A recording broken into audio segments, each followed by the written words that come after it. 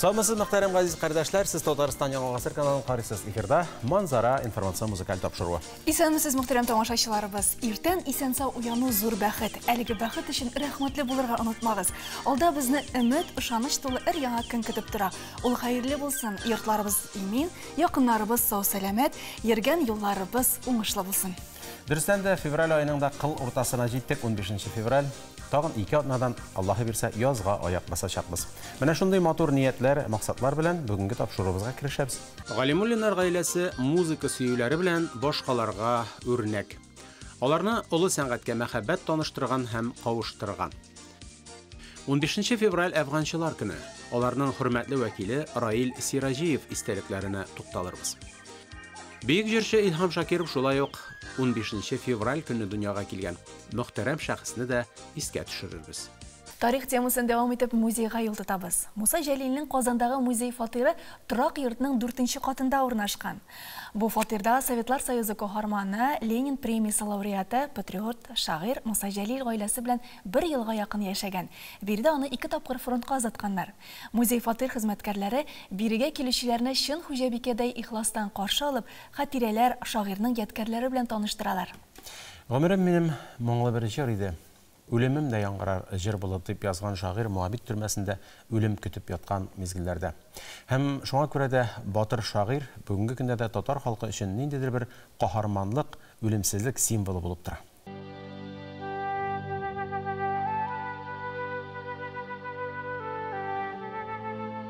1940 елның сентябрь айында Муса Җәлил үзенең гаиләсе белән 3 бүлмәле коммуналь фатирдан 2 бүлмәгә күченеп килә. Һәм бүлмәләрнең берсесе шагыйрьнең эш бүлмәсе, кабинеты була. Менә безнең гомумән алганда музей ачылган вакытта шагыйрьнең хатыны Әминә апа исән була. Һәм инде Җәлилнең шәхси әйберләрен ул безнең музейның фондына тапшыра. Шунлыктан без һәр вакытта да горурланып әйтәбез, шагыйрь үзенең гаиләсе белән яшәгән бүлмәләрдә төп нөсхә экспонатлар, мемориаль экспонатлар сакланган. Менә эш бүлмәсендә шагыйрьнең үзе Мәскәүдә яшәгәндә сатып алган 1935 елны сатып ала ул әлеге өстәлне. Өстәлен күрергә мөмкин. Менә өстәл бик зур түгел. Ул шушындый гына кичкенә генә, ләкин шактый кызыклы. Аның тартмачыклары бар һәм кичкенә генә шкаф кебек әйберсе бар. Шаяртып Җәлил тормыш иптәше Әминә апага булай дип әйткән. Синнән яшерен бөтен кагазьләремне мин шушы өстәл тартмачыкларында саклармын дип. Чөнки алар барысы да ачкычка бикләнгәннәр. Өстәл өстендә уку язу әсбаплары, каләмнәр саклау өчен шушындый түгәрәк савыт, пресс-папье, карандаш савыты. Карандаш савытында шагыйрьгә бүләк итеп бирелгән кагаз кисәр өчен пычак. Әлеге пычак фил сөягеннән ясалган. Шулай ук инде өстәл өстендә сәгать, алтын шәш либреттысының кул язмасы, кызыл чулпан белән төшкән фоторәсеме һәм инде хат ташучы поэмасының иң беренче басылып чыккан басмасын да күрергә мөмкин. Китап 1940 елны чыккан. Тимер Булат хат ташучы бригадир кыз Фәйрүзә Тимер Булатның үзәген шушы Фәйрүзә эзә дип башлана. Эш бүлмәсендә Муса Җәлилнең 36 елны Мәскәүдә сатып алган китап шкафында күрергә мөмкин. Китап шкафындагы һәм этажеркадагы китаплар, алар барысы да шагыйрьнең шәхси китапханәсендәге китаплары. Бүгенге көнне без музейда 216 китап саклыйбыз. Ләкин шагыйрьнең китапханәсендәге китаплар саны шактый күп булган. Моны инде без этажеркада сакланучы зур гына блокноттан чыгып әйтәбез. Әлеге блокнотка шагыйрь үзе амбар кенәгәсе дигән исем биргән. Һәм бүләк итеп бирелгән. Я булмаса сатып алынган һәр китапны алфавит тәртибендә шул амбар кенәгәсенә теркәп бара торган булган.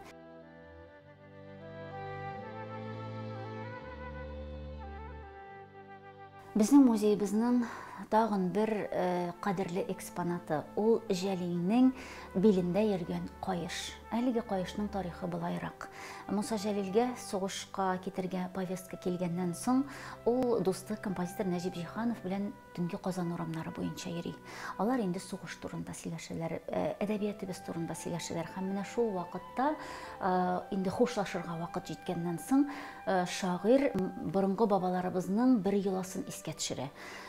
бабаларыбыз ерак юлга чыгып киткән вакытта өйдә калган кеше белән бел бауларын алыша торган булганнар. Бу инде үзенә күрә бер кире әйләнеп кайтырга өмет булган.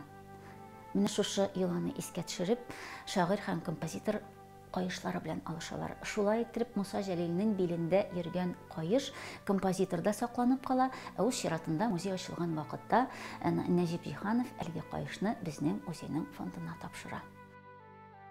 Тумба өстендә Муса Җәлилнең тормыш иптәше Әминә апага язган шигыренең кулъязмасын да күрергә мөмкин.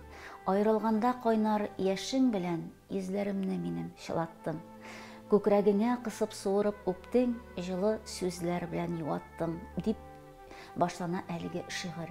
Ул 1941 елның сентябрь айында язылган. Ни кызганыч, башка инде аларга күрешергә, очрашырга насип булмый.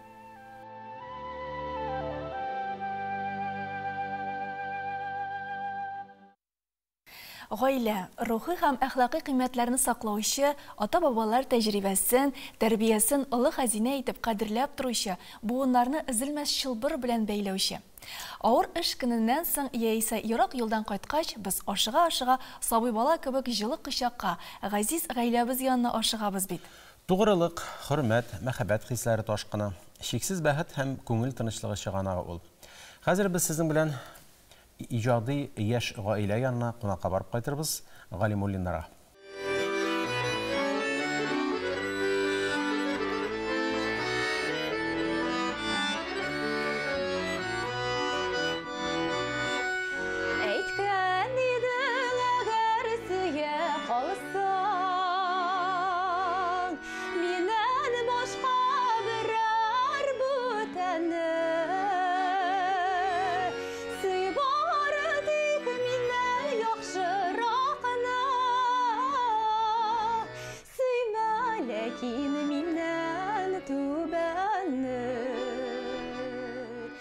Бу йортта җыр моң изелми, чөнки аларның хуҗалары икесе дә музыкага һәвәс кешеләр. Бәләкәй чактан җырларга яраткан Әлмәт кызы Инна белән үзенең гомерен музыкага багышларга булган Актаныш районы Киров совхозы егете Азат белем алырга Әлмәт музыка килиятенә укырга керәләр. Инна вокал бүлегендә Клара Хакимова да укый. Азат баян буенча белем ала. Гадәти бер уку көне аларның язмышларын хәл итә. Әлмәттә көллиятта укыган вакытта 2008 ел мин беренче этажда басып торам. Башкачтан ике кыз җырлый күбәләкне җырлап төшәләр. Мин буларга карап торам да, һәм кызларым әйтәм, дөрес җырламыйсыз кине. Матур итеп дөрес итеп җырлагыз дип замечание ясадым.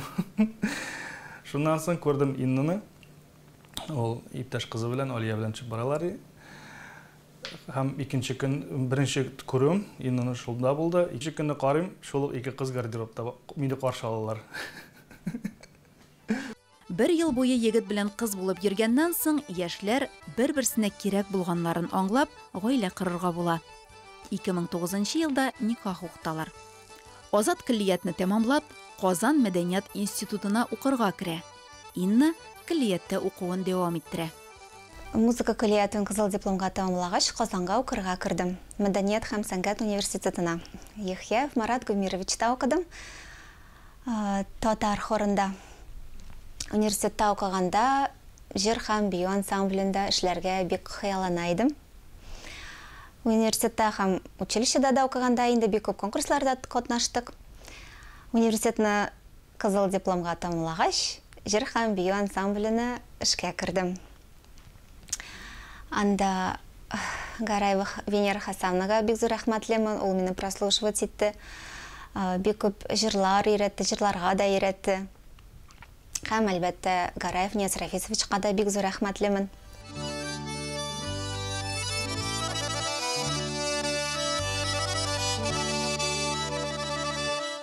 Икесенең дә хыялы республиканың йөзек кашы саналган Татарстан дәүләт җыр һәм бию ансамбленә эшкә урнашу була. Хыял максатлары чынга аша. Азат университетының 5нче курсында укыганда ук ансамбльгә кереп китә. Инна исә диплом алгач коллективка кабул ителә.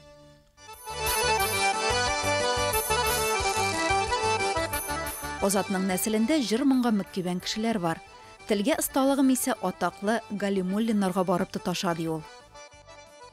Гаиләдә 4 балабыз. Олы апам, абыем мәрхүм булды 98 елда, ул баянист иде. Анан кичкене апам, ул һәм мин инде 4нче бала. Әнием җырлый, матур итеп җырлый. Мин әниемә иң зур рәхмәтләрнең берсе, чөнки алар ул җырламаса, минем сәләт үсмәгән булыр. Чөнки алар элек капка төндә җырлап утыралар. Күршеләр белән маллар кайтканчы, көтү кайтканчы, алар җырлап утыралар. Ә мин шунда чыгып баян уйныйм.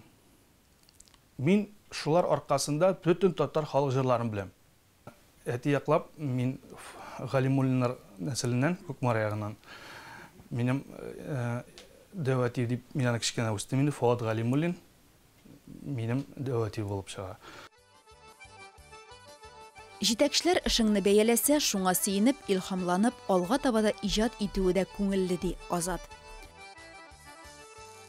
Мин инде киләчәктә үземне композитор һәм аранжировщик, музыкант кебек кенә калмасмын дип уйлыйм инде, Алла берсә. Бик күп проектлар бар, бик күп фикерләр бар, ансамбль белән Алла берсә эшләргә.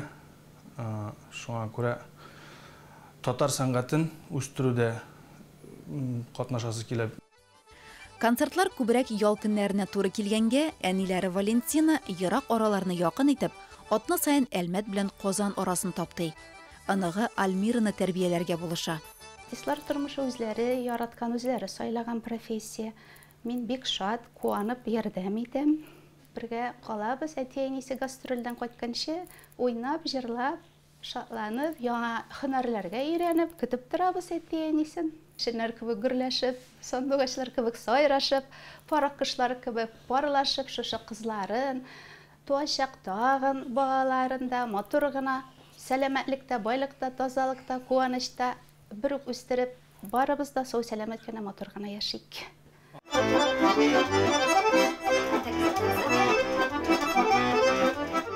Кызыбыз безнең юлны сайлармы, юкмы, анысын вакыт күрсәтер ди алар. Әлегә Альмира биюгә тартыла. Карап торышка җиңел генә булып күренгән артист һөнәре бик күп көч, эзләнүләр һәм даими рәвештә камилләшүеңне сорый шул. Шәршәмбе көнне гадәттәгечә республика матбугатына күзәтү белән танышабыз. Сабантуй журналы хыялларны чынга ашырга булыша. Журналист һөнәрен үзләштергә телисеңме? Сабантуй һәм Салават күпере журналлары каршында эшләп тора торган Ихлас мультимедиа мәктәбенә кушыл. Биредә һәр җомга сайын мин журналист булам дип аталган онлайн дәрес уздырыла. Дәресләрне республиканың танылган журналистлары алып бара. Уку һәм әдәбият фәннәреннән бишлеләр генә аласын килә икән, балачак әдипләре белән Ихлас мультимедиа мәктәбендә бүгенге көн язучылары һәм шагыйрьләре белән ай сайын онлайн очрашулар уза. Бу дәрестә син язучының тормыш юлы, иҗаты, гаиләсе, киләчәккә планнары белән таныша аласың. Якыннарыңны тәмле ризык белән шак катырасың килсә, тәмле тамак сәхифәсенә күз сал. Зәйнәп телеңне тарлык шаурма ясарга өйрәтә. Самокат турында хыялланасыңмы? Юл хәрәкәте иминлеге темасына рәсем яса һәм имин йорт бәйгесенә Имин йөр бәйгесендә катнаш. Җиңүче шәп самокатка ияк булачак. Максатың спорт остасы булымы, димәк, Sport Time проекты белән танышырга вакыт. Сабантуйның февраль санында регби остасы Алексей Бурдин җиңү серләрен ача. Яңа комикс, кызыклы сканворд, укучылар иҗаты һәм бик күп мавыктыргыч уеннар. Булар барысы да Сабантуйның февраль санында. Укы, кара һәм уйла. Безнең Мираж журналының февраль саны танылган татар мәгърифәтчесе Каюм Насыйриның Китап ат-Тәрбия исемле хезмәтеннән алынган. Бер галим балаларга шуйлы насихат бирде ки: "Эй җаннарым, угыланнарым, насихатны ишетегез, һөнәр үгрәнегез. Дөньяның милкенә вә дәүләтенә ышанырга ярамас. Алтын көмеш сәфәр кешесенә хәтәрдер вә йорт йир кешесенә дәхи хәтәре бар. Я угры алып китәр, яки утта янып китәр. Әмма һөнәр бер агым судыр. Вә ышанычлы дәүләттер. Һөнәр иясе әгәр дәүләттән төшсә дә кайгы юк. Инде, әй угыл, бу урында максут бер хикаят түгелдер. Син дә шулай ук һөнәр үгрән, тәрбия үгрән, гыйлем үгрән" дигән. Беренче тәрбиясе белән ачыла. Улуг галимнең әлеге хезмәтендәге тәрбияләр белән журналның киләсе саннарында да танышып бару мөмкин булачак. Безнең Мирас журналының яңа санында да тарихи, әдәби, дини һәм сәнгати мирасыбызга кагылышлы тирән эчтәлекле һәм гыйбрәтле язмалар, кадерле истәлекләр, кызыклы табышлар урналган. Себер һәм Идел буеның уртак эзләре бармы? Алтын Урда су һәм саз ләме белән нинди авырлардан һәм ничек дәвалаганнар? Себер татарлары нинди сыйфатларга ия? Себер татарлары Биби Камалының киемнәре нәрсә белән үзенчәлекле? Татар дөньясы 100 ел элек нинди булган? Себердә балкучы түгәрәк уен йолдызларын беләсезме? Рамай җырының иҗат ителү тарихы нинди? Әлеге һәм башка сорауларга җавапларны безнең Мирас журналының 2 февраль санынан айрым алганда Габдрашид Ибраһимов, Әхтәм Зарипов, Рөстәм Нәбиуллин, Нурулла Гариф, Нәлә Фәйзуллина, Фәнзилә Җәүһәрова, Ләбиб Лирон, Рауил Бикбаев, Ленар Абзалов язмаларыннан таба аласыз. Бу санда шулай ук күренекле шәхесләребезнең 2022 елның 23 декабрендә Ислам динен кабул итүнең 1000 еллыгы исемендәге мәдрәсәдә мәгърифәтче Габдулнасир Курсавига багышлаган түгәрәк өстәл утырышында яңгыраган фикерләре һәм Татарстан Республикасының халык рәссамы, Татарстанның атказанган сәнгать эшлеклесе Мөдәррис Минхаҗев белән кызыклы әңгәмә дә урын алган. Хәтере барның әйтере бары, барыбызга да тарихи хәтерле, имин, сау сәламәт һәм бәхетле булып яшәргә язсын. Безнең Мирас журналы белән һәрчак бергә булыгыз. Бай мирасыбызны бергәләп саклыйк. Матбугат темасын дәвам иттерәбез. Студиябызда кунак бар. Ялкын журналының баш мөхәррире Инас Фазулин. Хәерле көн. Исәнмесез. Илназ, бу көннәрдә социаль челтәрләрнең кайсысын гына ачсаң да, Ялкын журналының яңа медиа кәеф дип аталган лабораториясе турында мәгълүмат килеп чыга. Нәрсә булды? Менә лаборатория дигәч, мин һәр вакыт кечкенә генә пробиркалар, нәрсәләр кушасың, нәрсәләр эшлисең, шуны күреп. Кайнатасың. Яшьләр телендә лаборатория нәрсәне аңлата ул һәм? Лесен син дөрес әйттең, лаборатория булгач, ул экспериментлар эшли торган бер майданчык инде, бер урын дип әйтелгәндә. Безнең медиа лабораторияны сөйләшсәк, ул инде Ялкын базасында эшләнгән һәм медиа өлкәсендә эшләүчеләргә, бу яшь журналистлар, анда пиар өлкәсендә эшләүчеләргә, гомумән коммуникациялар өлкәсендә эшләүчеләргә үзләренең эшчәнлекләрен алып барыр өчен мөмкинлекләр тудырган бер урын дип әйтелгәндә. Ул студиялардан гыйбарәт, ул шундый зур комплекс. Анда безнең бүгенге көндә 3 студиябыз эшчәнлеген алып бара. Моңа кадәр инде 3 ел дәвамында без бәләкәй генә кечкенә студияда үзебезнең проектларыбызны тормышка ашырсак, төрле проектлар төшерсәк, инде менә февраль башыннан дип әйтгәндә безнең тагын 2 яңа студиябыз үзләренең ишекләрен ачты.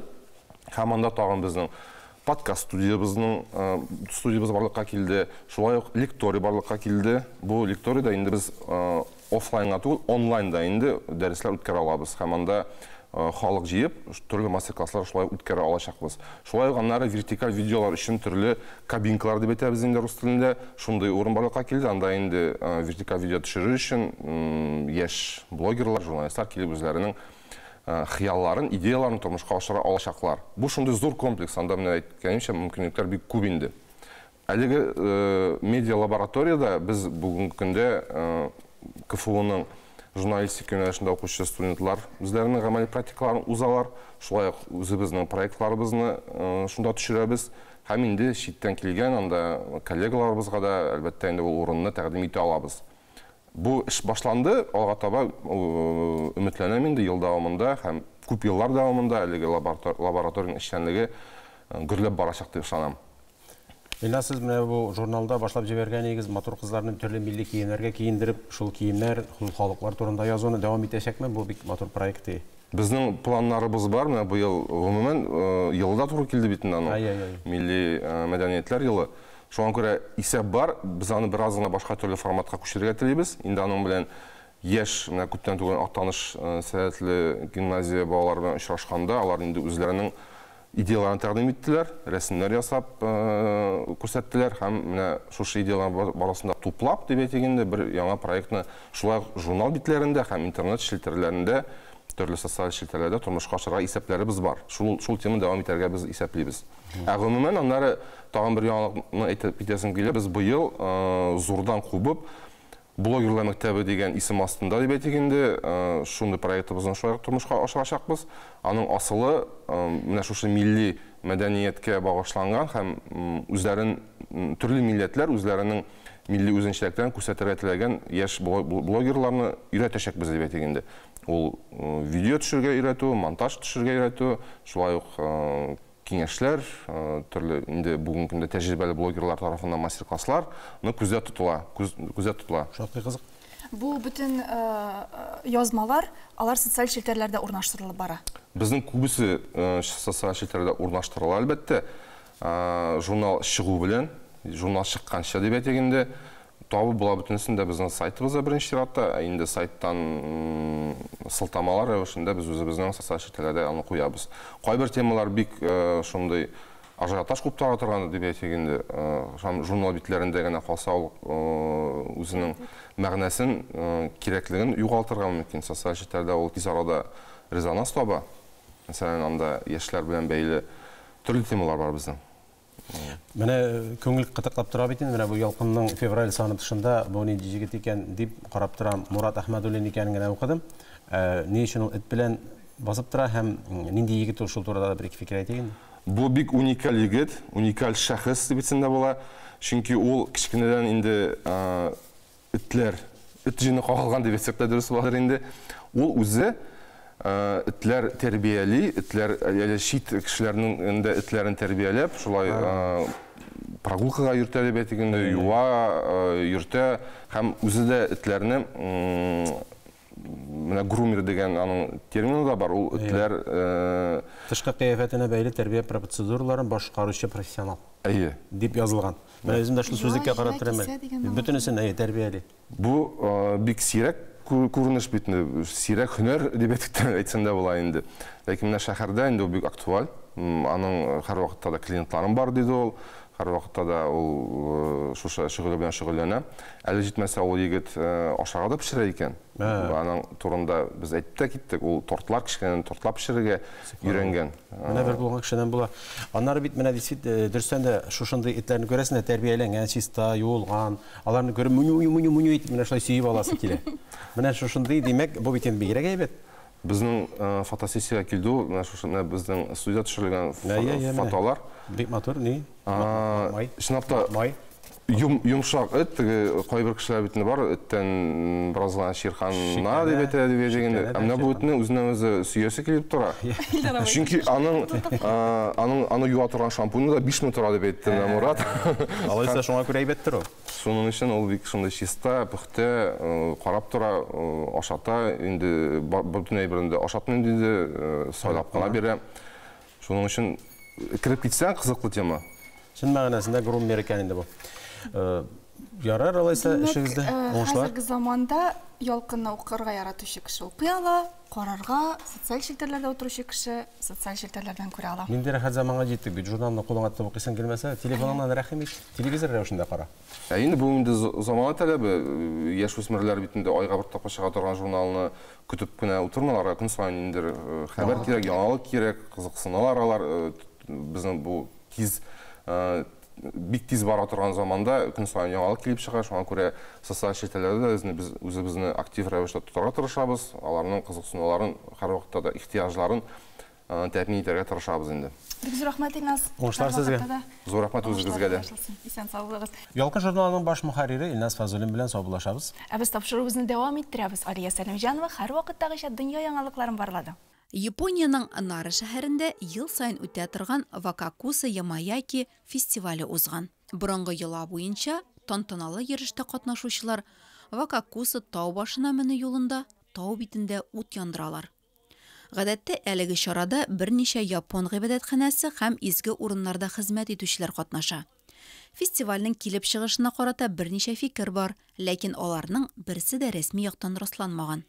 Кайбер тикшерүчеләр тау яндыру йоласы борынгы рухларны тынычландыру өчен үткәрелә дип саный.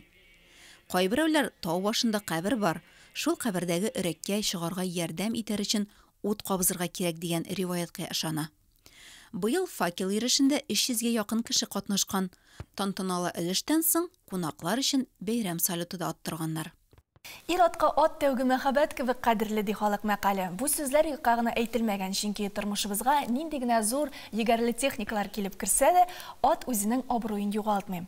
Ат телгә алынган татар халык мәкалләре шактый. Татар әдәбиятында да атлар еш очрый. Классикбыз Әмирхан Еникинең «Җиз кыңгырау» хикәясен ачсак, аның бик яратып авыл атын сүрәтләвен күрәбез. Сары ат аның кулын тоеп, озын яллы матур башын аккыштай кырынрак бөгеп, кыска аякларын күз ярмәс тизлек белән юлны типшегәндәй вак-вак кына алыштырып, йомры янбашын тибрәтә-тибрәтә юргалап кына элдерергә тотынды. Атлар турында бик озак сөйләргә булыр иде, ләкин әлеге теманы дәвам итәр өчен сүзне Миләүшә Фәтхетдиновага хезмәттәшебезгә бирәбез.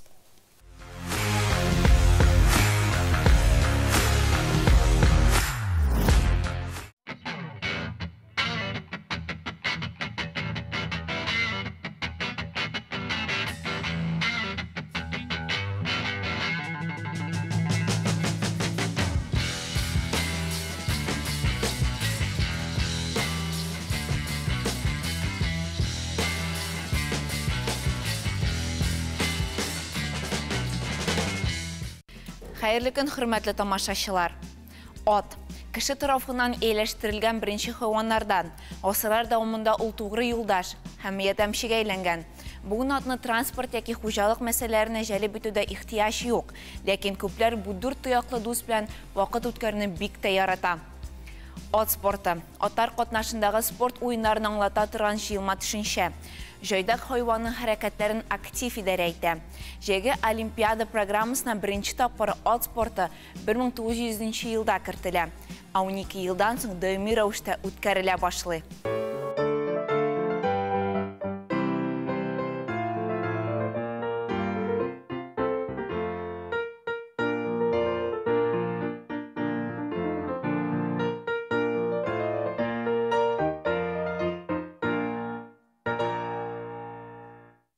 Гомумән алганда ат спортының тарихы бик бай. Беренче тапкыр борынгы Грециядә ат җигелгән арбада йөрү ярышлары үткәрелә башлый. 14нче гасырда исә көчле һәм ирек сөйчән хайваннар белән оста идарә итәргә өйрәтә торган җайдак мәктәпләре барлыкка килә.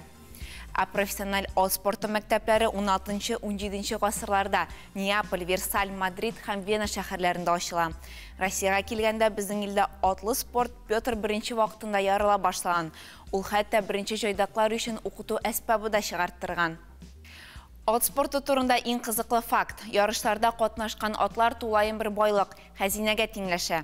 Халыкара ярышларга әзерләнгән бу хайванның бәясе $1 миллион артып китәргә мөмкинлеген бик аз кеше генә беләдер. Безнең акча күчерсәк, бу 72 миллион 790 мең сум тирәсе. Икенче факт. Атлар җир шарында яшәүче барлык җан иясе арасында интеллектуаль үсеш буенча 5нче урында тора. Алар әйләнә-тирәне дөрес бәйләргә һәм анализ ясарга, шулай кешенең гамәлләрен сизәргә һәм аңларга сәләтле. Шуңа күрә ат хөрмәт иткән җайдагын гына тыңлый. Дөньядагы иң тиз һәм кызу йөгерүче ат чиста тукымлы инглиз чабышкылары санала. Аларның җитезлеге сәгатькә 70 км тәшкил итә. Шуның аркасында бу атларга башка тукымнар белән ярышырга да рөхсәт ителми.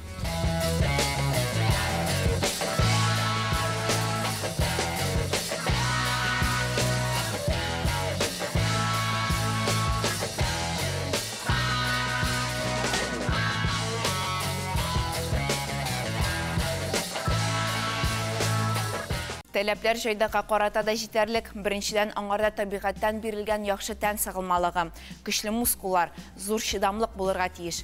Икенчедән җайдак ни кадәр җиңелрәк булса, шул кадәр яхшырак. Шул сәбәпле озын буйлы, озын гәүдәле кешеләр бу һөнәрдә була алмый. Кичкенә буйлыларда даими рәвештә авырлык куа. Билгеле сәламәтлеккә бу бик зыян китерә. Ничек кенә булмасын, иң мөһиме җайдак атларны нык яратырга тиеш. Ансыз мөмкин түгел. Үзебезнең татар тукымлы атлар турында да сөйләп китмичә булмый. Алар турында борынгы Кытайлар күк атлары дигән язмалар калдырган, чөнки бу атлар төсләре белән аерылып торган. Алар нигездә алтын кым гәүдәле, ак яллы һәм ак койрыклы булганнар. Тиз һәм җиңел йөрүчле, чыдам, туктамыйча 30-40 километрга чабып уза ала торган тәбәнәк буйлы. Тигезлектә дә, тауларда да җиңел йөрүче атлар. Бүген төрле ярышларда, бәйгеләрдә, күргәзмәләрдә катнашучы җан ияләре.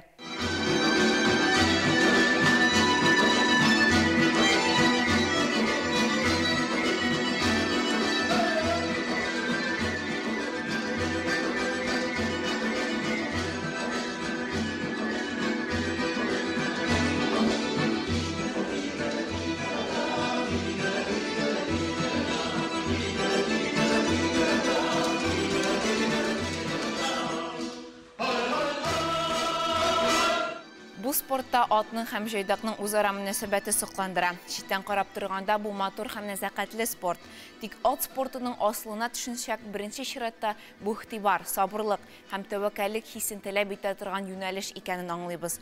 Куркусызлык, ат караучыларның төп өстенлеге. Ансыз юлны узу да хәтта ат абзарына барып керүдә мөмкин түгел. Чөнки синең белән бергә чыгыш ясаучы җан иясе шулай ук тере һәм чын-чынлап акыллы бит. Икенче чыгарылышта без ат спортының төрләре белән танышырбыз. Ә бүгенге менә шулар, исән сау булыгыз.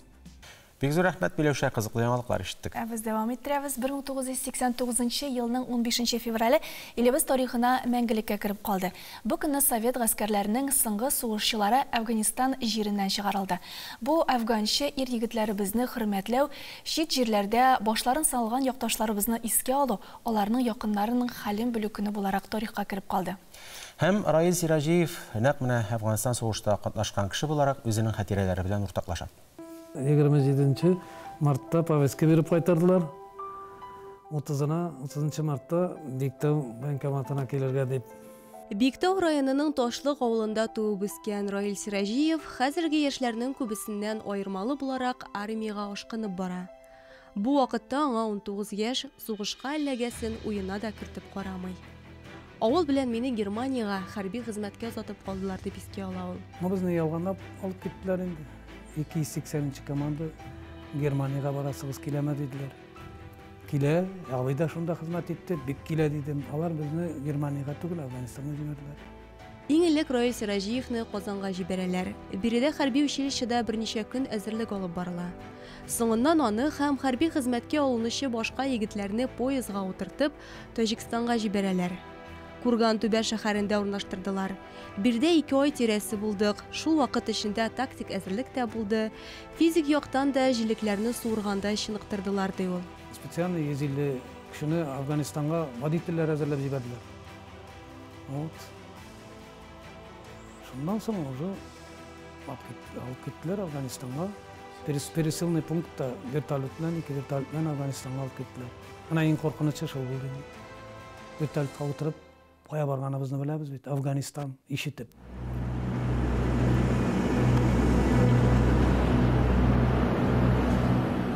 Вертолеттан төшкәч, покупательләр дип әйтәбез инде. Офицерлар безне көтеп алалар. Мин аны азрак пример китереп әйткәндә, сарык бараннарын алып китәләр бит суырга, нәкъ шуның шикелле, без менә шуның шикелле инде. Безне утырттылар да алып киреп киттеләр. Алып киттеләр Кундуз шәһәре янында гына пересылный пункт, и шуннан шундап киттеләр машинаны. Менә шуннан башланды инде минем служба. Мин эләктем 2-нче батальонга, пехотага. Афганда Раил Сиражиев 2 ел ярым гомерен үткәрә. 21 хәрби операциядә, фетнәче бандаларны юкка чыгару рейдларында, төнге засадаларда, машина колонналарын узатуда катнаша. Кундуз, Баглан, Ханабад, Таликан, Кишим пунктларындагы бәрелешләрдә сугыша. Ранен булдым. Колонна сопровождать барганда безгә команда булды, что броняга эшкә керергә. Ата башладылар безгә. Минем как раз бу 10 якта утыра идем. Кышлак ягында. Бу якта Молдаван малай утыра. Снайперчик, мен пулеметчик. Ата башладылар. И мин атам инде кышлакта. Безгә аталар шуннан ише берсен аттылар. Bir grantomettan attılar. Grantomet iske menip şartladı. İkincisini attılar. Orta şartladı. Yavını bizge atalar bit. Көзгә көз, мен ата, мен анда нәрсә уйларга тиеш. Мен ата аталар үлем турында уйлыйсың. Үлем битте ал. Үлем икән инде бит. Куркасың инде куркасың. Ул кино түгел, бу чын барлык. Ишенчесе килеп шартлады безгә. Әр сәләр кебагына ләкмәт әзрәк аскарак эләкте. Мен эләктем, минем аякка осколка. Рапорт язылган көнне өйгә кайту мизгелләрен Раил әфәнде бүгенгедәй хәтерли. Самолетка менеп утыргач, самолет менеп искә менеп китте. Үзем аска карыйм, ничәле мин киттем шушыннан дип, исән сау дип. Кайтып җиткәч Ташкентка чыккач, артка борыла киттек чабабыз. Ничәле тагын кире тотып алып киреп китте. Анда дәрәхәт, ой, аны 2 ел Афганистанда, кайда жүргән, тауда, засадада, операцияларда, анда менә монда битенесе. Аның битенесендә сөйләп тә бетереп булмый. исилесем кеше шанырга да не может быть. Аны шана только минем белән бергә булган малайларга. Сугыш Раил әфәндегә ышанычлы дуслар бүләк итә. Бүген дә аралашып яшибез.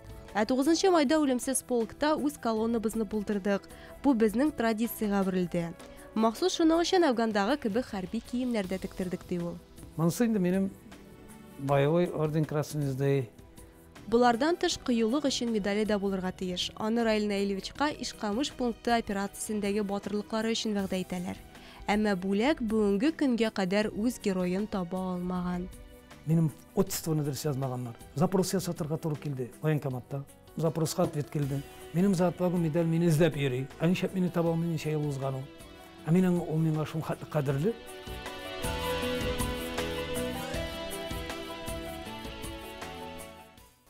Халык сынамышларына күз салыр вакыт җитте. Әгәр дә февраль буранлы икән, димәк җәйнең соңгы ае, ягъни август яңгырлы булачак ди ул. Синоптиклар нәрсә фаразлы икән, аларның фикерләре белән дә танышып үтик.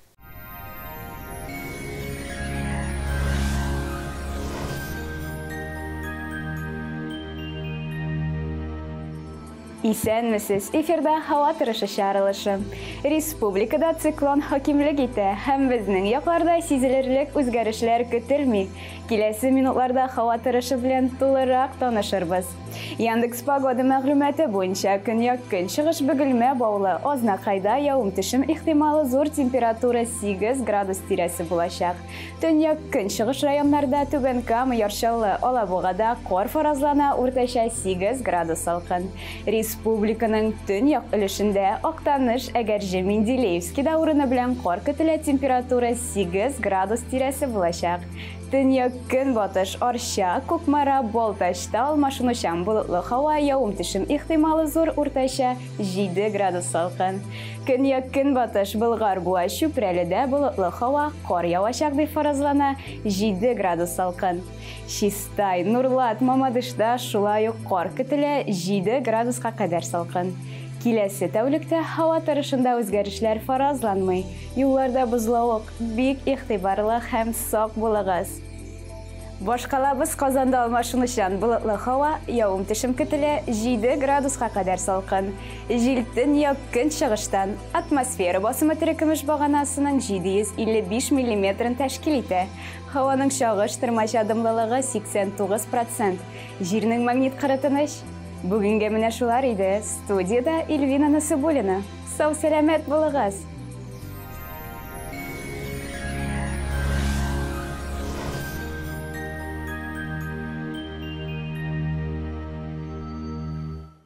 Мирас фестивалендә композитор Миләүшә Хәйруллинаның Кавый Сәрвәр операсы 11 февраль көнне Казан шәһәрендә тәкъдим ителде.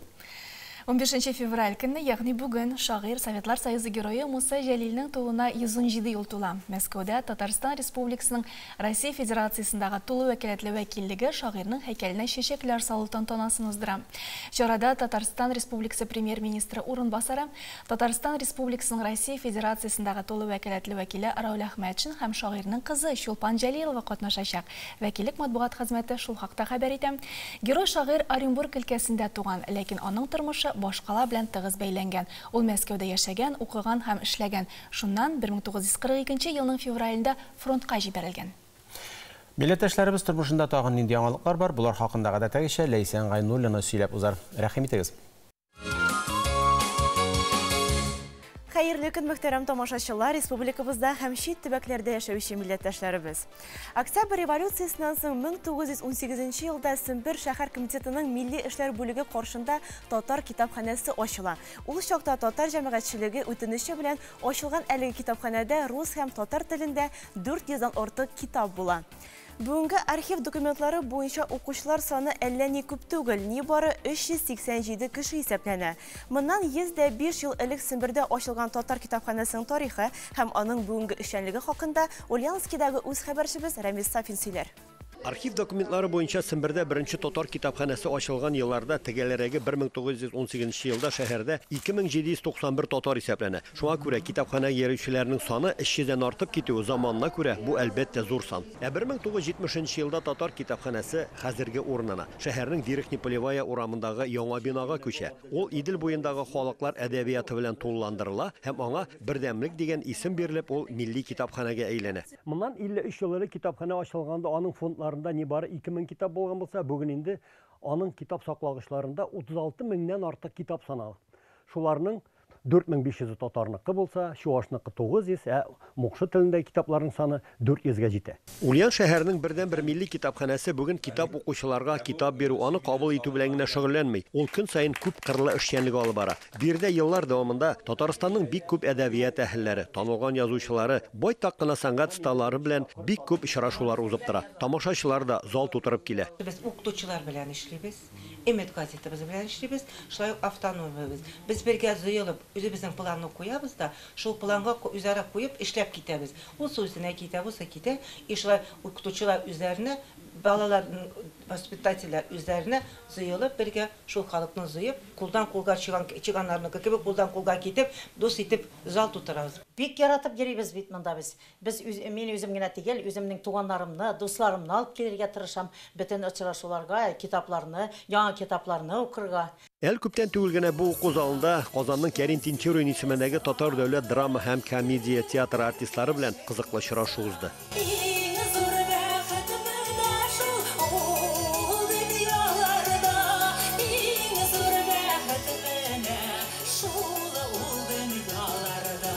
Татарстанның халык артисты Резида Төхвәтуллина концертларда җырлау, спектакльләрдә уйнау белән бергә китап укырга да вакыт таба. Мин рәхәтләнеп Казанда библиотекаларда бик һәрберсенә йөреп, һәрберсенә китап алып, ике атнага биреп җибәрәләр, шулай итеп укыйм да китереп бирәм. Әлеге китапханәдә язучылар белән артистлар гына түгел, губернатор да кунакта була. Күптән түгел генә өлкә башлыгы Алексей Русских яңартылган китапханәне ачу тантанасына килде. Ул китап йортының китап саклагычлары, мондагы үзенчәлекле эш усуллары белән дә танышты.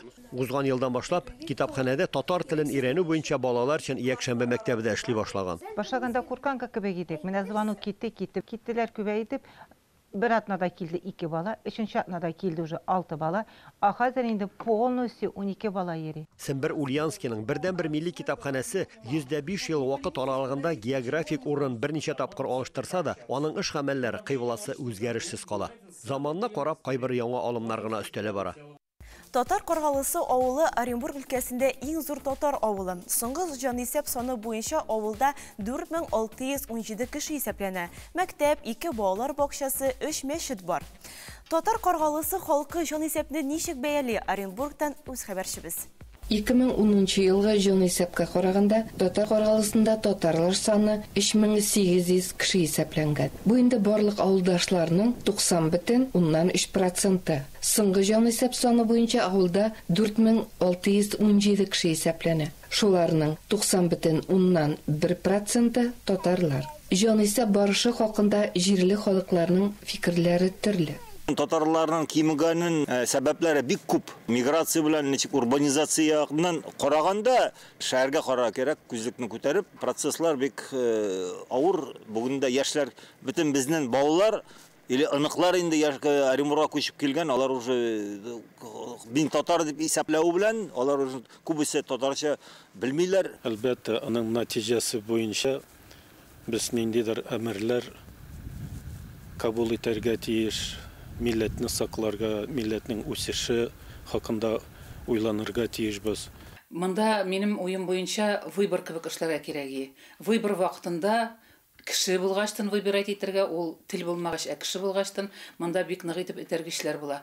Берсе килә, әйдәгез ди, икенчесе килә, әйдәгез ди, монда үзеннән үзе эш бара. Ә менә монда без әзрәк салкынрак карадык, чөнки этәргеч булып җитмәдедер дип уйлыйм. Үземне дә гаеплим. Мин дә менә шушы үзебезнең авылыбызда, үзебезнең эшләгән yerimдә әзрәк этәргеч, әзрәк аңлатма өстен генә үтеп киттек дип уйлыйм. Телне саклауда мәчеттәге татар телендәге вәгазьләр дә зур роль уйный. Инкыйлабка кадәр авылда 10 меңнән артык халыкка 10 гыйбадәтханә була. Бүгенге көндә 3 мәхәлләгә 3 мәчет. Вәгазьләрне дә татар телендә сөйләшергә тырышалар. Бу безнең халкыбызның юклыгы түгел.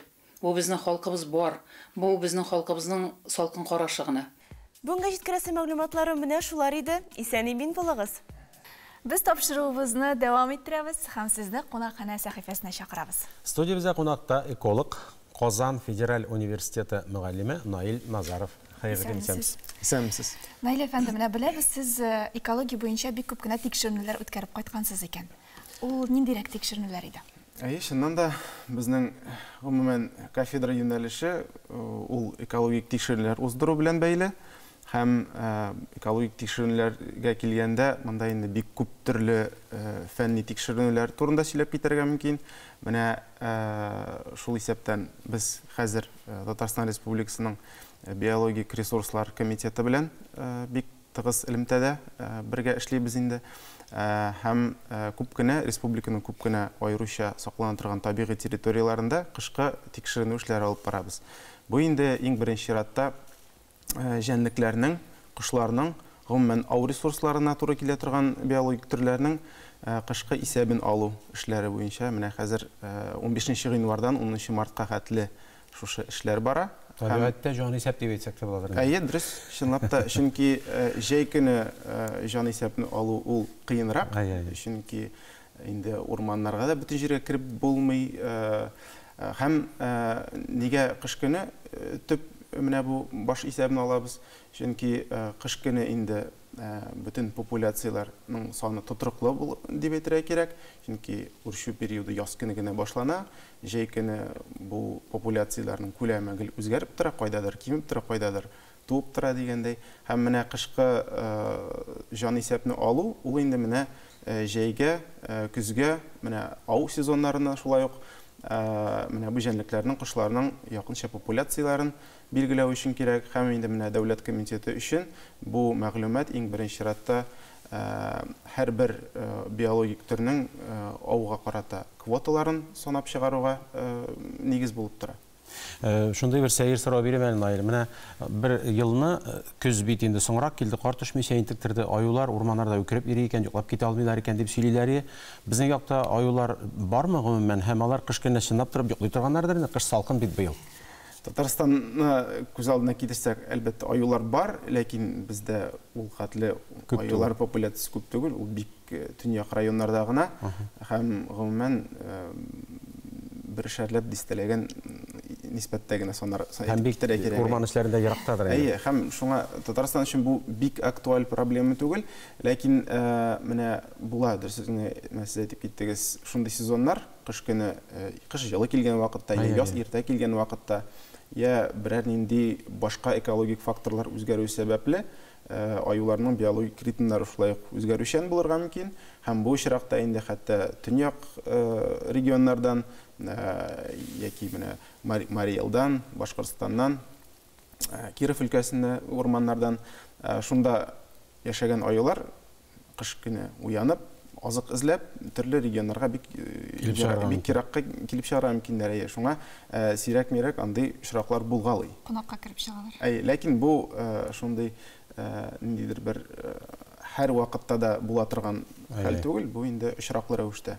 Шулай да нәтиҗәләр ясый аласызмы хәзерге вакытта? Табигать ничә кирәк? Нинди факторлар бар? Менә һәр хәлдә менә бу җәнлекләрнең ау ресурсларының гомумән җан исәбен алу нәтиҗәсендә әле нәтиҗә ясарга иртә, чөнки әле бер айга якын вакыт бар. Мәгълүматлар җыярга, мәгълүматларны җыйгач аларны анализлау, системалау эшләре, камеральная обработка дип атала инде бу.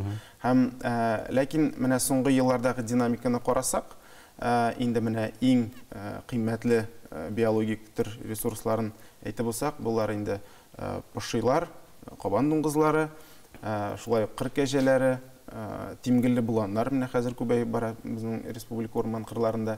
Менә шушы төрләрнең популяциялары хәзер үсешкә ия. Бу инде үзенә күрә менә бу аеруча саклана торган табигый территорияләрдә менә бу природоохранный режим, табигатны саклау режимы бик уңай нәтиҗәләр бирә дигән дип әйтергә мөмкин. Тормыштан тагын бер сорау, Наил әфәнде, менә Иделнең аръягында, атап әйтсәк, Яшелүзән, Апас якларында мәсәлән, төлкеләр кешедән курыкмыйча йөри башлады соңгы вакытларда. Бу һәр вакытта да менә шушы аларның котыру авыруы белән бәйле түгелме? Әллә бу бөтен факторлармы? Бу Идел аръягына гына хас күренеш дип әйтмәс идем. Бу гомумән урта полоса өчен, Россиянең урта полосасы өчен соңгы вакытта бик табигый күренешкә әйләнеп бара. Бу инде бик дөрес хәл түгел. Моның ике факторы булырга мөмкин. Беренче, инде менә үзегез әйтеп киткәнчә, котыру аркасында күп кенә җәнлекләр, менә иң күп очрый торганы бу төлкеләр инде.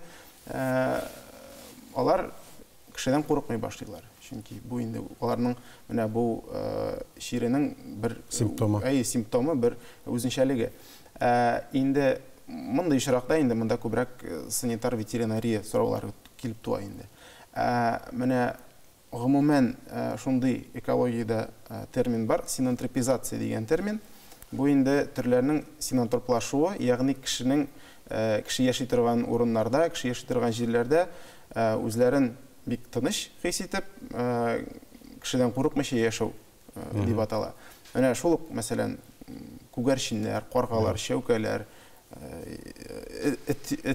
этләр, мәсәлән, кирпеләр шулай ук.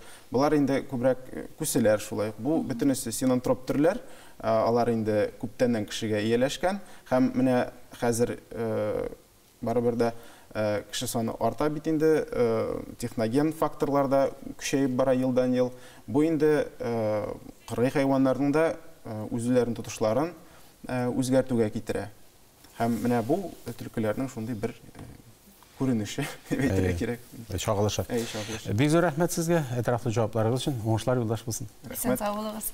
Бүген халкыбызның бөек җырчысы, Россиянең һәм Татарстанның халык артисты Габдулла Тукай премиясе лауреаты Илһам Шакировның туган көне. Исән булса, аңа 88 яшь тулган булыр иде. Илһам Шакиров Татарстанның Сарман районы Яңабүләк авылында тимерче гаиләсендә туа.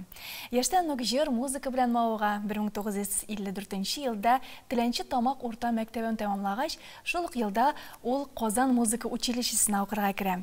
Бер елдан соң Казан дәүләт консерваториясының вокал факультетына күчә һәм аны 60 елда тәмамлап, Габдулла Тукай исемендәге Татар дәүләт филармониясында солист булып эшли башлый һәм бөтен гомерен халкына багышлый. Татар җыр сәнгатен үстерүгә үзеннән зур өлеш кертә. Илһам абыйыбызның киткәненә дә 4 ел тулды. Һәм шунысын әйтергә кирәк, ул үзе белән бөтен бер дәверне, эпоханы алып китте кебек. Йолдызлар сүнде, төн узган инде, бер йолдыз калды, ул чулпан иде. Һәрбер җырны үлмәс мәңгегә йөрәк төрләрендә калырлык итте ул. Андый кешеләр бу дөньяга бер киләләр дә, яшь буыннар хәтерендә бик озакка калалар. Бу сүзләр Илһам ага Шакиров турында. Үзенең иҗаты белән ул татар халык җырын буй җитмәслек биклеккә күтәрде. Илһам Шакиров турында китап чыгару инде ул чыннан да бик күптәннән башланды. 1985 елда Илһам Шакировның 50 еллыгын каршылау алдыннан без Татарстан язучылары белән киңәштек тә. Әйдәгез әле Илһам Шакиров турында бер китап чыгарып дидек. Нинди китап? Илһам Шакиров турында бик күп әсәрләр, бик күп шигырьләр язылган, аның турында бик күп фикерләр әйтелгән. Мин шуларны тупладым да, ул бер ясалмады типографиядә чыккан китап түгел иде вакытта, кулдан гына эшләнгән. Кызыл тышлы ул, шуны да бөтен язучыларыбызның, шагыйрьләребезнең әсәрләрен туплап, Илһам дигән китап бастырып чыгарды. Ул шул хәтле матур китап булды, әле бүгенге көндә дә бик тә популяр. Һәм шушы китапны без Илһам агайның үзенә тапшырдык, кулына тапшырдык сәхнәдән чыгып. Һәм шуннан менә безнең эшебез башланып китте инде. Аның турында моңарчыда шактый гына китаплар язылган. Бөек җырчының 85 яшьлегенә атап чыгарылган әлеге китап белән барлыгы 6 тау була. Һәрбер китапны чыгарган вакытта автор төзүчеләр ниндидер яңалык кертергә тырышканнар. Илһам Шакировның иҗаты гаять тә зур. Аның иҗаты турында дөньядагы бик күп музыкантлар, төрле илләрдәге музыкантлар, бөек кешеләр үзләре фикерләрен әйткәннәр һәм аларның ул фикерләре барысы да менә шу китапка җыелды. Һәм Әлбәттә, тагын бер яңалыгы китапның ул Илһам Шакиров вафат булганнан соң чыккан беренче китап. Һәм аның вафат булган вакытта бөтен халкыбыз аны теге дөньяга озату вакыйгалары барысында без аның истәлеге итеп, киләчәк буыннар аның кем икән, ничек узган икәнлеген күрсен өчен аны кабергә озатканга кадәр булган күп фотоларны урнаштырдык. Китапны кулуга алуга ук укучы тышлыктагы портретка бик узак кына карап, хозурланып торырдыр мөгаен. Бу фотоны әле берсе дә күрмәгән, чөнки ул беренче тапкыр басыла. Илһам Шакировның архивын туплап баручы Фуат Рафиков бу фотоны тузып, йыртылып беткән рәвештә китапка кертергә кирәк моны дип алып килгән. Реставрация ясаганнан соң төзүчеләр портретны күреп алгач ук тышлыкка урнаштырырга тәкъдим итәләр.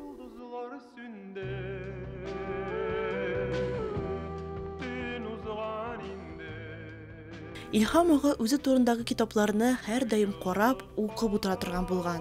Ул алар белән бик горурланган. Исән чагында барысында үзе белән киңәшләшеп эшләгәннәр. Илһам абый, менә бу әйберләрне кертәбез, менә буларны кертәбез, китапта шушылар була, сезнең фикерегез ничек дип аның белән гел киңәшеп эшләдек. Һәм әлбәттә ул аларның бик күбесенә риза булды, ләкин ул әйтте, мин dünyada en birinci avul kişisi. İkinciden min şın mağnasında Tatar kişisi. Benim dinim İslam dinim var. Benim şuşu özümün şuşu bulgan əybirlərini kürsətsəgiz, üstəbrək kürsətsəgiz əybət bulur idi dedi. Bizim de onun kövrək icadına ihtibar etəydik. Hem şundan son onun takdimi boyunca biz onun şəcerəsini işlətdik. Илһам ага Шакировның әйткән сүзе бар. Милләтне милләт итүче әйберләр беренче чиратта ул туган тел, икенче чиратта музыка һәм өченче чиратта дин. Илһам Шакировның Казанда музее юк әле. Менә бу мәсьәләне әгәр дә безнең җитәкчеләребез, безнең журналистларыбыз һәм депутатларыбыз уйлап, әлбәттә Казанда әдәм рәтле яхшы бинада, ләкин яхшы бинада аның музеен ясар өчен бик күп материал. Бик дөрес сүзләр сөйләсәң гәрәй туган, билгеле без Сарман, Тукай районнарына бик рәхмәтле. Илһам агайның музейга кертерлек, музей оештырылык хатирәләре, аның истәлек әйберләре искиткеч күп. Алар әлегә бер урында тупланган җыен фондында. Илһам аганың исемен мәңгеләштерү максатыннан гаять зур эшләр эшләнде. Рөстәм Миниханов әйтүе белән Казан Экспо концертлар залына аның исеме бирелде. Минтимир Шәймиев теләге белән Татар моңы фестивале дә хәзер Илһам Шакиров исемен йөртә. Төрле районнарда аңа нисбәтле конкурс фестивальләр уза. Казанда да алдагы елларда музей оештырылачагына ышанып калабыз. Илаһи Илһам китабының һәр бите җылылык вә моң белән тулган. Укыганда күзне алмыйча укыйсы, кат-кат фотосурәтләргә карап, Илһам абыйның җырларын көйлисе генә килеп тора. Бүген 15 февраль герой шагыйрь Муса Җәлилнең тууына 117 ел. Һәм шул уңайдан ел сайын Татарстан Республикасы Милли музейында төп нөсхә көне үткәрелә. Шул уңайдан студиябызга кунак чакырдык. Һәм студиябызда кунакта Татарстан Республикасы Милли музее хезмәткәре Миләүшә Хәйруллина. Бүген тамашачыларына музейга килгән кешеләрне нәрсә көтә? Төп нөсхә ул гомумән аңлатып китик әле. Нәрсә ул? Төп нөсхә инде ул безнең иң мөһим бәйрәмнәребезнең берсе. Ул бу көнне безнең фондларда сакланган Муса Җәлилнең муабит дәфтәрләрен үзебезнең тамашачыларга, музейга килүчеләргә тәкъдим итәбез. Әлеге вакыйга безнең елга бер генә тапкыр була. Бу традиция 1976 еллардан башлана. Муабит дәфтәрләре безнең фондларга тапшырылган соң, һәм Муса Җәлилнең 2 муабит төрмәсендә фашист тоткынлыгында язган шигырьләр җыентыгын менә шулай итеп без тамашачыларга тәкъдим итәбез. Экспозициядә аны бер генә тапкыр күрергә мөмкин булачак. Елга бер генә тапкыр инде Муса Җәлилнең туган көнендә. Һәм әлбәттә инде бергә килүчеләр безнең муабит дәфтәрләрендә күрә алачаклар булган. Аны Җәлил премиясенә лайык булган кандидат алып чыга бит инде, Юк, безнең гадәттә без хәрби училищелардан курсантларга тәкъдим итәбез, ягъни безнең төп саклаучы, музей фондларын саклаучы алып чыга. Һәм витринага, махсус витринага куела. Башка бәйрәмнәребезгә килгәндә, менә бит әле май чабу атнасы да якынлаша, язга киләбез, якынлашабыз әйме? Әйе, безнең 16 февральдән май чабуга багышланган чаралар уздырыла башлый. Бирегә килгән кунакларыбыз әлеге бәйрәмне уздыручы традицияләре белән танышу мөмкинлеген алар һәм әлбәттә инде үзләре дә мастер-классларда, төрле халык уеннарында, чараларда катнашып, үзләрендә кешеләрен сынарга мөмкинлекләре бар, аеруча балалар өчен.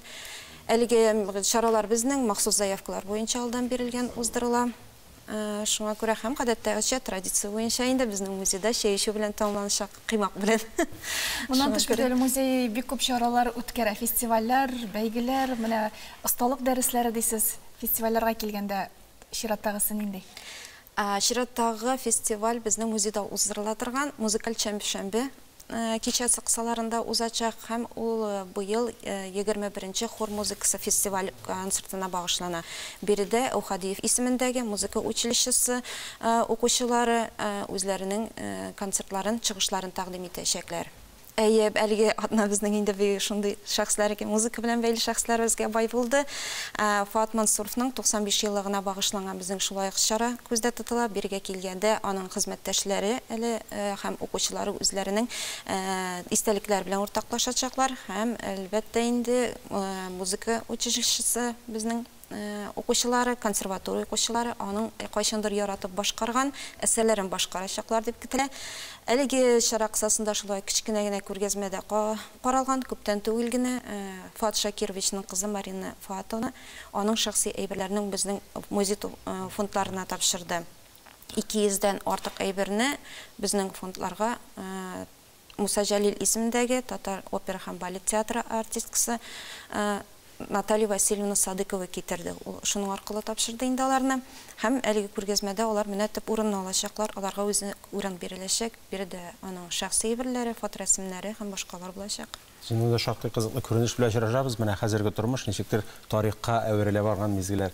Бу шактый кызык. Мөхтәрәм тамашачыларыбыз, кунакханә сәхифәсенә рәхим итегез. Студиябызда бик кызыклы шәхес, үзе табиб, үзе шагыйрь, берничә китап авторы, Татарстанның ат казанган табибы Ирек Билалов. Хәерле көн, исәнмесез? Ирек әфәнде, табиб дип әйттек, шагыйрь дип әйттек. Менә бу шигырьләрне язу теләге ул сезнең кичкенәдән барлыкка килдеме, әллә менә эшләү дәверендә барлыкка килгән теләкме бу?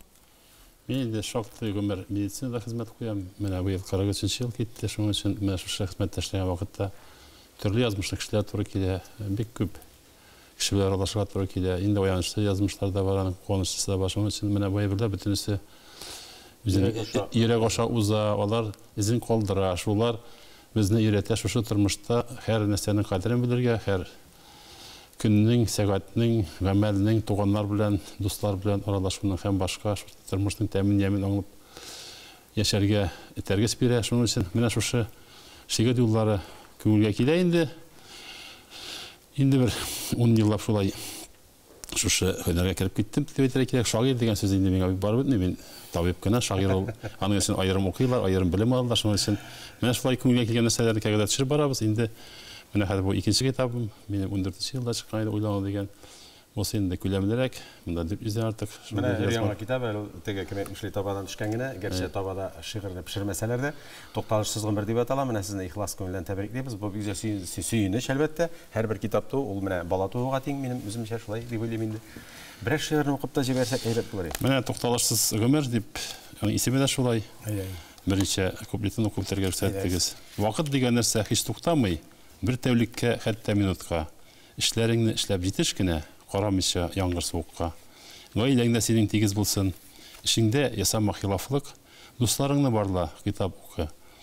Җаннарыңа кертмә ялкаулык. Шама хисен белсен, кабаланма. Тыя белсен нәфис дигәнең. Һич онытма мәшәкатьләр куып, гомернең тиз үтеп киткәнен. Тиз барганда вакыт таба белеп, туктап алсын мәчет янында. Дуга укып, җан ризыгы ал, бурычың үтә Аллаһ каршында. Туктап бераз күзне ача төшеп, аяк акыл салык дөньяга, булганына риза бахил булып, һәр көн рәхмәт укыйк Аллага. Күрә белик аяз күк йөзләрен, анда балкып кояш янганын, якты нуры белән күңелләргә матур рәхәт хисләр салганын. Ишеттек без кошлар сайраганын, аңлык тормыш матур икәнен. Бүгенгесе көндә без бу җирдә иң бәхетле кеше икәнен. Менә әзрәк тыйнаклык күрсәттегез, белемем юк, фәлән дидегез, ләкин шулай да менә матур формада әйбәт иттереп шигырьне шигырь итеп язгансыз. Күрәсен биредә урта мәктәпнең йогынтысы да бардыр дип уйлыйм.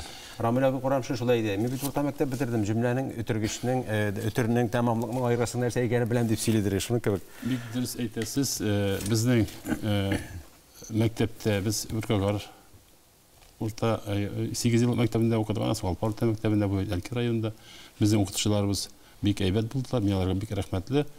Инде татар теленә чыннан да шушындай мәхәббәт, үз ана теленә шундый караш, шушы елларда тәрбияләнгән дип уйлыйм. Чөнки татарча укыдык, татарча белем алдык. Татар каны безгә сиңгән инде ул. Шуның өчен татарның сүзе, тәме, яме безнең канда. Һәм югары уку йортында русча укыганда да югалып калмагансыз әле. Башта укыган елда бераз беренче елда авыррак булды, аннан соң алдырып киттек инде. Русча, татарча да. Һәм Нәби Дәүли дә бит әле менә сезнең якташыгыз, данлыклы язучы. Нәби Дәүли ул безнең авылдаш, менә шушы авылдан чыккан кеше. Аннан соң безнең менә күптән түгел вафат булды. Мөдәррис Вәлиев, Салих Манапов дибез, ул да безнең авылдаш. Шуның өчен менә бәләкәй авылдан шундай язучылар чыккан, Аллага шөкер. Аннан менә бу китапта карап торам да, үзегезнең шигырьләр белән бергә теге багышлаулар да бар. Төрле артистларга, хәтта Камилә Вәлиевага да менә Фәридә Алсу дуэтына. Менә булар да минем уйлавымча сезнең заманнан артта калышмыйча актив иҗади тормыш белән яшәүнең бер чагылышы дип белергә кирәк. Әйе, ул бит тормышта һәр көн яңа төрле вакыйгалар булып тора. Һәр бер салар күңелендә ис калдыра. Менә шулар бөтенесе, алар ничектер?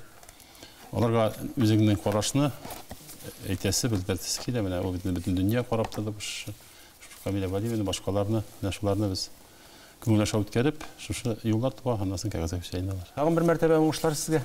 Рәхмәт. Кават иҗади җимешләр көтеп калабыз. Исән сау эшләргә ясый, исән сау булыгыз барыгыз да, шулай бер-беребезне матур сүзләр әйтеп, тыныч, тигез дөньяда яшәргә ясый. Амин. Рәхмәт. Отран кунагыбыз белән саубулашабыз һәм тапшыруыбызны дәвам иттерәбез. Япониянең Нара шәһәрендә ел сайын үтә торган Вакакуса Ямаяки фестивале узган. Борынгы йола буенча тантаналы йөреш катнашучылар Вакакуса тау башына менү юлында тау битендә ут яндыралар. Гадәттә әлеге чарада берничә япон гыйбадәтханәсе һәм изге урыннарда хезмәт итүчеләр катнаша. Фестивальнең килеп чыгышына карата берничә фикер бар, ләкин аларның берсе дә рәсми яктан расланмаган. Кайбер тикшерүчеләр тау яндыру йоласы борынгы рухларны тынычландыру өчен үткәрелә дип саный. Кайберәүләр тау башында кабер бар, шул кабердәге өрәккә чыгарга ярдәм итәр өчен ут кабызырга кирәк дигән риваятка ышана. Быел факел йөрешендә 300-гә якын кеше катнашкан. Тантаналы өлештән соң кунаклар өчен бәйрәм салюты да аттырганнар. Яңа гасыр каналы тамашачыларны һәр вакыт яңа тапшырулар, яңа проектлар белән сөендереп тора. Тиздән каналыбызда шундый кызыклы бер тапшыру чыгачак. Шул хакта сөйләшү өчен Яңа гасыр каналының әдәби-музыкаль тапшырулар дирекциясе баш мөхәррире Фәридә Вәлиәхмәтованы чакырдык. Хәерле көн, достым. Хәерле көн. Исәнмесез, Илдар, исәнмесез, Ләйсән. Фәридә Төхвәтуллин дисәң, мөгаен тамашачылар яхшырак белә торганнар дип уйлыйм инде. Үз коллегабыз буларак рәсми фамилияңны әйттем. Фәридә, гаилә учагы дип бөтен кеше анонслардан да күрде инде. Ана бик күп кенә кеше сорый да башлады, ниндирәк тапшыру икән дип. Менә үзебезгә дә бик кызык. Ниндирәк тапшыру булачак соң бу? Дөрестән дә инде хәтта менә үземне белгән тамашачылар да җәмәгать транспортында килгәндә дә яңа тапшыру эшли башлагансыз икән, яңа проект. Кайчан булачак, ниндирәк эштәлекле дип сораштыралар. Бу әлбәттә мине бик сөендерә. Гаилә учагы дигән инде бу исеменнән үк аңлашылып тора. Гаиләләргә багышланган, безнең бик матур форматта эшләнгән, хәтта форматын да әле аңлатып бетереп булмый, кечкенә генә фильм дип әйтсәк тә була, менә шушы гаилә тарихына багышланган чыгарылышлар булачак. Ул әлбәттә менә шушы Татарстан Яңа гасыр телерадио компаниясының һәм Татарстан Республикасы рәисе каршындагы татар телен һәм Татарстан Республикасында яшәүче халыклар вәкилләренең туган телләрен саклау һәм үстерү комиссиясе белән бергәлектә эшләнгән уртак проектларыбыз. Әлбәттә инде бик җаваплы эш һәм бик Вакыт ягыннан да, көч ягыннан да вакытны күп таләп итә торган проектларның берсе дип әйтер идем. Планнар, әлхәмдүлилләһи шөкер, зурдан. Инде барысына да акланырга насыйп булсын. Алдан кычырган күкенең башы ярыла дип әйтәләр бит. Шуңа күрә инде без алдан алай инде әлегә әйтмибез. Жайлап кына менә шулай әкрен-әкрен, адым-адым эшләрбез дип уйлап торабыз. Тапшыруның инде авторы алып баручысы мин булсам, безнең бик тәҗрибәле режиссерыбыз Найля Нургали кызы Сабитова, Татарстанның Казан сәнгать эшлеклесе, бик зур матур команда безнең, операторларыбыз, тавыш режиссеры белән, монтажерларыбыз белән бергәлектә менә шушы иҗат җимешен инде Аллаһы бирсә 18 февральдә беренчесен тамашачылар хузурына тәкъдим итәбез. Ул безнең Татарстан каналында, ТНВ Татарстан каналында 13 сәгать 30 минутта эфирга чыгачак, ТНВ Планета каналында якшәмбе көнендә, ягъни 19 февральдән башлап 13 сәгать 20 минутта һәм чәршәмбе көнне 20 сәгать 30 минутта тәкъдим итәрбез дип торабыз. Инде бик дулкынланабыз әлбәттә. Яңадан төшерәсе гаиләләр бар бит, инде алар белән сөйләшүләр алып барганда, "Ай, планканы зур куйгансыз" диделәр.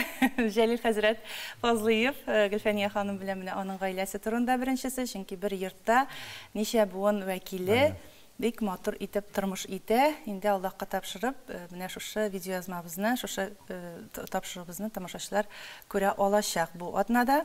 Аннан соң без инде Салават һәм Гүзәл Миннехановлар гаиләсенә дә тукталдык, чөнки алар гаиләсендә бик истәлекле менә шушы шәҗәрәгә кагылышлы материаллар саклана икән. Алар хакында безнең тамашачылар белә алырлар. Тагын бер гаилә безнең Кытайда туып үсеп, Татарстанга килеп, гаиләле булган татар егетләре турында. Менә берсен кем икәнен әйтмим. Анысын күзәтеп барыгыз. Тапшыруның битен беренче асылын кыйммәтен әйтеп китү кирәктер. Гаилә кыйммәтләре дигән әйбер безнең соңгы елларда көнбатыштан килгән салкын җилләр белән югала бара сыман. Теге ата улны, ана кызны белми торган заманда яшибез дип әйтәбез. Һәм мондый проектлар алар инде кичә үк кирәк иде. Бүген генә түгел, кичә кирәк иде. Ләкин без инде соңга калмаганбыздыр дип уйлыйм. Монда тапшыру дигәндә барда тәти кәнфит кебек кенә булырга тиеш түгел. Менә бу минем карашым инде бу. Ниндидер катлаулы хәлләрдән, ниндидер кытыршылыклардан, чөнки бер йорт эчендә ничә буын вәкиле яши икән, ул әлбәттә каршылыклар булмый калмый. Менә шушы кытыршылыклардан, күңелдәге менә шушы әйтеп бетерәсе килгән сүзләрдән, шушы ситуациялардан, хәлләрдән алар ничек чыгалар? Менә шул хакта инде ачылып сөйлиләр. Фәридә, әмне әлеге тапшыруның геройы булыр өчен кеше нинди сыйфатларга ия булырга тиеш? Хөрмәтле тамашачыларыбыз, әлеге сорауга җавапны сез безнең QR кодлар аша киреп, социаль челтәрләребезгә язылып, ишетә алачаксыз. Хезмәттәшебез Фәридә Фатуллина белән саубуллашабыз. Һәрбер ягымлы сүз, һәрбер очрашу, һәрбер дусларча елмаю барысы да безнең тормышыбызны бизәүче әйберләр. Шушы якты мизгелләр сезнең күңелләрегездә ешрак булсын. Бүгенге көндә файдалы һәм күңелле булсын. Күңел шатлыгы, яшәү дәрте сезне бер кайчан да ташламасын. Бик кирәкле мәгънәле сүзләр. Илдә көндә иминлек булсын һәм хәерлесе белән яз фасылына аяк басырга насыйп булсын иде. Исән-имин булыгыз. Сау булыгыз.